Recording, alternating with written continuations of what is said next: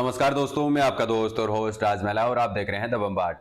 The बम्बाट की खास साक्षात्कार की श्रृंखला की कड़ी में मैं आप सबका स्वागत करता हूं। इस कड़ी में हम आपको मिलवाते हैं उन नेताओं से जो आम जनता के बीच रहकर आम जनता के हित के लिए कार्य करते हैं।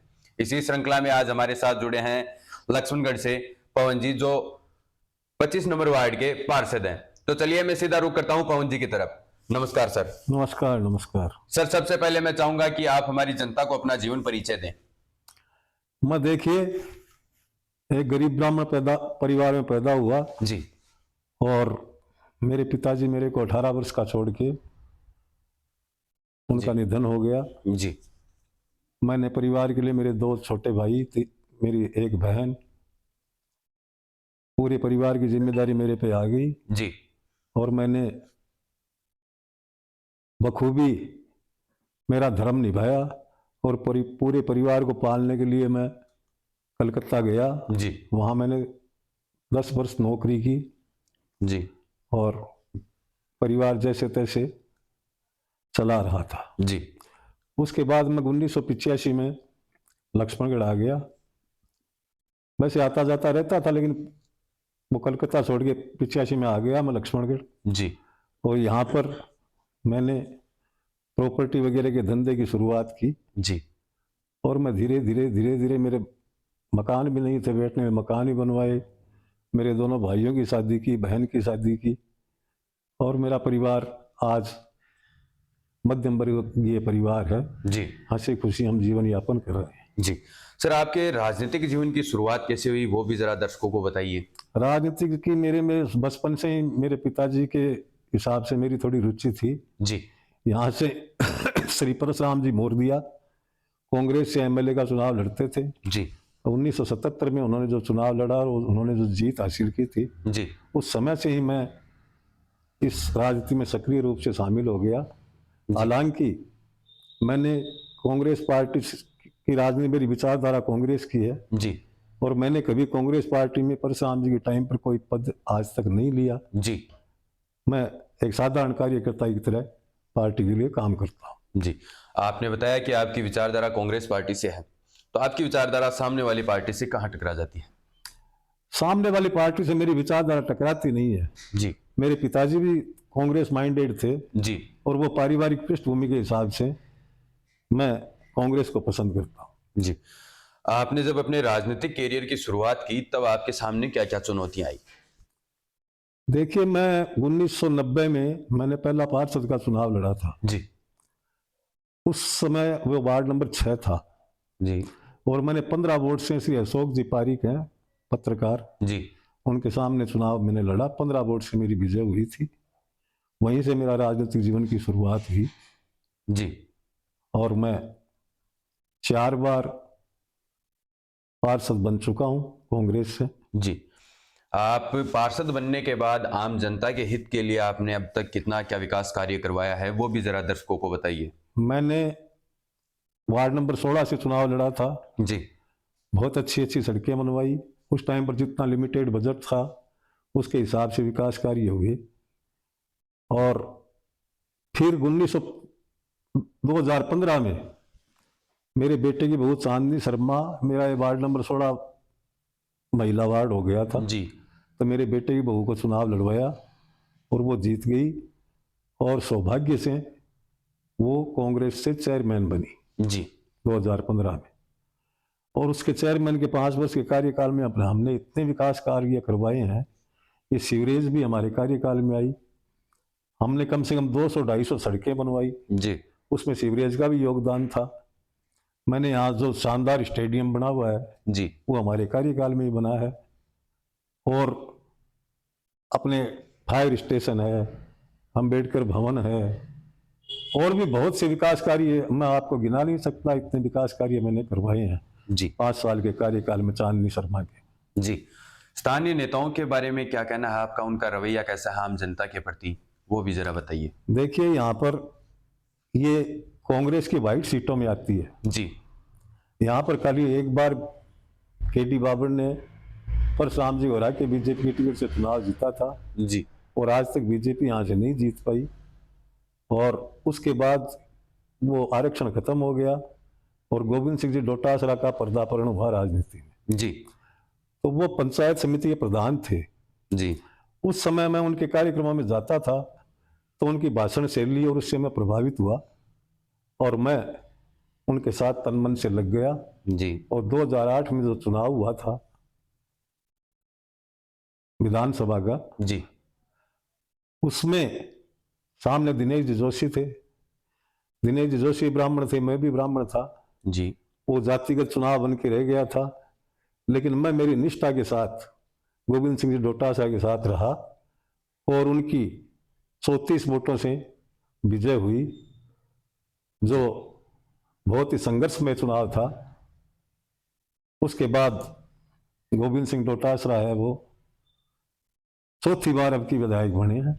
जी और पिछले कार्यकाल में गोविंद सिंह जी ने जो कार्य करवाए हैं, जी जैसे यहाँ राजकीय जिला अस्पताल बन रहा है, जी वो उनकी देन है। यहाँ पर ये नेचर पार्क बन रहा है, ये भी उनकी देन है। जी और बहुत से कार्य गोविंद सिंह जी ने जनता की सुविधा के लिए कराए हैं। बहुत 1000 किलोमीटर सड़कें करवाई है पूरी तहसील में। जी और इतना कार्य आज तक किसी भी कार्यकाल में नहीं हुआ जितना कार्य गोविंद सिंह जी ने कराया है। और वो यहाँ के एक लोकप्रिय नेता है। वो अपनी लोकप्रियता के कारण ही ये सुभाष जी के सामने चुनाव जीत पाए हैं। जी उनका काम बोला है, उनका विकास बोला है। यहाँ कृषि उपज मंडी बन रही है। बहुत से कार्य हैं जो उन उंगलियों पे गिनाए नहीं जा सकते, इतने कार्य उन्होंने किए हैं। जी ये तो आपने बताया पिछले सत्र की, पिछले सत्र का आपने विकास बताया, लेकिन अब जो आने वाला ये सत्र है, ये 5 साल हैं, वो फिर से विजय हुए हैं। इन आने वाले 5 साल में वो लक्ष्मणगढ़ की आवाम के लिए क्या करेंगे, क्या उनके विकास के लिए काम करेंगे, वो भी जरा बताइए दर्शकों को। देखिए, एक तो उनके जो अधूरे काम है उनको पूरा करवाएंगे। जैसे हमारे कॉलेज बन गई है, कॉलेज की बिल्डिंग बन गई है। जी यहाँ सरकारी कॉलेज नहीं थी, ये भी उन्होंने ही खुलवाई थी। जी जी और हॉस्पिटल का काम चल रहा है, नेचर पार्क का काम चल रहा है और कृषि उपज मंडी का काम चल रहा है। जी गांव में आज तक के इतिहास में मंदिरों में किसी ने पैसे नहीं लगाए। गोविंद सिंह डोटासरा ने 28 करोड़ रुपए पूरी लक्ष्मण तहसील के मंदिरों में लगाए हैं। ये भी एक अपने आप में महत्वपूर्ण उनका काम है। यहाँ पर हमारे खेल स्टेडियम में 3 बार उन्होंने वो शेखावाटी महोत्सव करवाया है, जी वो भी एक मिसाल है। जी यहाँ से लक्ष्मणगढ़ से एक और चेहरे खड़े हुए थे भारतीय जनता पार्टी से, उनको इस बार हार का सामना करना पड़ा। सुभाष जी महरिया को इस बार यहाँ से हार का सामना करना पड़ा, इसके पीछे क्या वजह है? देखिए, सुभाष जी महरिया ना, जी उनके एक दल बदल का ठप्पा लग गया। जी वो पहले कांग्रेस बीजेपी में थे, बीजेपी में मंत्री थे। उसके पहले वो कांग्रेस में थे, बीजेपी में मंत्री बने थे। उसके बाद में उनको टिकट नहीं मिला कोई लोकसभा का, तो वो निर्दलीय चुनाव लड़े, फिर वो कांग्रेस में शामिल हो गए। कांग्रेस से फिर वापस बीजेपी में चले गए। और सामने चुनौती गोविंद सिंह डोटासरा थे, जी जिनका विकास बोल रहा था और वो विकास जीता है। गोविंद सिंह जी नहीं जीते हैं। गोविंद सिंह का व्यवहार, उनका विकास जीता है। सुभाष जी की हारने की वजह यही सबसे बड़ी। जी हाल ही में जो चुनाव हुए हैं उनमें आपने अपने प्रत्याशी को जिताने के लिए आपने किस प्रकार संघर्ष किया, वो भी जरा बताइए। हमने जी तोड़ मेहनत की उनको जिताने के लिए। गांव गांव में, ढाणी ढाणी में हम प्रचार करने के लिए गए। जी हमारे जो मिलने वाले थे उनको समझाया कि देखो, ऐसा नेता नहीं मिलेगा, आपको इनको वोट देना चाहिए, विकास को वोट देना चाहिए। जी लोगों ने हमारी बातें सुनी और गोविंद सिंह जी को समर्थन दिया। और गोविंद सिंह जी जैसा नेता है वो आज पूरे राजस्थान में लक्ष्मण का नाम उन्होंने रोशन किया है। तो ऐसे नेता को जीत है, वो हमारे लिए सौभाग्य की बात है। और आगे भी इनका भविष्य उज्जवल है। जी आपका अगला राजनीतिक मूव क्या होगा, वो भी जरा बताइए। देखिए, मैं अब 70 वर्ष का हो गया हूँ। जी ज्यादा राजनीति की इच्छा नहीं है, लेकिन मेरे को ऐसा लगता है कि बीजेपी की सरकार आई है तो अब सामने चेयरमैन के चुनाव बीजेपी के राज में डायरेक्ट होते हैं। जी अगर कांग्रेस पार्टी मेरे को टिकट देगी तो मैं ये डायरेक्ट चुनाव लड़ने की मेरी इच्छा है और मैं चुनाव जीत के और लक्ष्मणगढ़ नगर को और आगे ऊंचाइयों पर विकास के लिए पहुंचाना चाहता हूं। मैंने हमेशा गरीबों की मदद की है कि कोई भी मेरे पास काम के लिए आया, जी उसको आज तक मैंने कभी किसी को मना नहीं किया, किसी को निराश नहीं किया। और मेरे से जो बन पड़ा मैं जनता के लिए करता हूं और आगे भी करता रहूँगा। मेरी सोच हमेशा से सामाजिक है। मैं सामाजिक प्राणी हूँ। राजनीति में ज़्यादा मैं फड़फड़ाहट नहीं करता हूँ। मैं सेवा में विश्वास रखता हूँ। जी। हम पूरे भारत की बात करें तो आपका पूरे भारत में राजनीतिक में सबसे पसंदीदा चेहरा कौन सा है? देखिए, राजनीति में पूरे भारत के तो बहुत बड़ी आपने प्रश्न पूछ लिया, जी। लेकिन सबसे बड़ा चेहरा तो देखिए मेरी पार्टी में तो अभी कोई खास है नहीं। जी नहीं, मैं आपकी पार्टी विशेष की बात नहीं कर रहा हूँ। हाँ, राजनीति में किसी ना किसी का कोई ना कोई चहीता इंसान होता है जो हमें अच्छा लगता है। आपको कौन अच्छा लगता है पूरे भारत में? पूरे भारत में देखिए मैं अब भारत की मत राजस्थान की राजनीति करता हूँ। मेरे को गोविंद सिंह जी से अच्छा कोई नहीं लगता है। जी। अभी आने वाले चुनाव हैं, 5-6 महीने बाद लोकसभा के चुनाव आने वाले हैं। उनमें आप अपनी पार्टी को जिताने के लिए क्या-क्या प्रयास करेंगे? देखिए, जो प्रयास विधानसभा चुनाव में किए थे वो प्रयास हम जारी रखेंगे, लोकसभा में भी करेंगे और पूरी मेहनत करेंगे। हमारी जो भी प्रत्याशी टिकट लेके आएंगे उनके लिए जी। परिणाम तो अब जनता को देना है, जनता देगी। जी। हम हमारी मेहनत में कसर नहीं छोड़ेंगे। जी। हमें अक्सर सुनने को मिलता है कि जिस पार्टी की सरकार होती है, उसके विपक्षियों को काम करने में अड़चनें आती हैं, दब के काम करना पड़ता है। तो क्या ऐसा लक्ष्मणगढ़ में भी होता है? क्योंकि अब सरकार है राजस्थान में, वो भारतीय जनता पार्टी की है और आप और आपके विधायक साहब हैं, वो कांग्रेस पार्टी से हैं। तो क्या ऐसे में अब उनके विकास कार्यों में कोई दखलंदाजी हो सकती है? देखिए, जब हमारे यहाँ सीवरेज 2008 में गोविंद जी ने पास कराई थी, जी।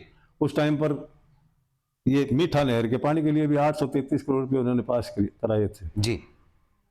तो उसी टाइम पर गहलोत जी ने यहाँ सीवरेज की घोषणा की और उसके बाद में सीवरेज का जिस दिन वो उद्घाटन होना था, जी।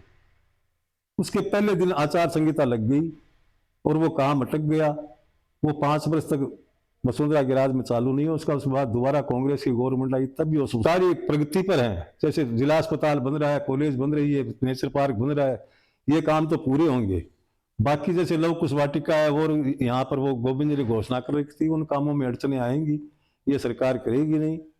और जो हमारे कांग्रेस सरकार में गहलोत जी ने महिलाओं को मोबाइल दिए थे जी। और भी बिजली फ्री की थी। गांव में 2000 यूनिट बिजली फ्री थी, शहर में 200 यूनिट फ्री थी। उसको ये सरकार चालू रखेगी नहीं रखेगी, मेरे को उसमें डाउट लगता है। लेकिन ये अगर बंद करते हैं तो ये लोगों के साथ अन्याय होगी। जी। गहलोत सरकार ने जो काम किए हैं वो अभूतपूर्व है, उनका कोई मुकाबला नहीं है। गहलोत जी ने बहुत सेवाएं की है गांव अपने राजस्थान की सरकार जनता की, जी। और उनका भी भविष्य उज्जवल है। जी। राजस्थान के लिए कांग्रेस पार्टी ने जन कल्याण योजनाएं निकाली, आम जनता के हित में काफी आपने बताया जैसे कि अच्छी अच्छी योजनाएं निकाली। इतनी योजनाएं देने के बावजूद राजस्थान में कांग्रेस के हारने के पीछे वजह क्या है?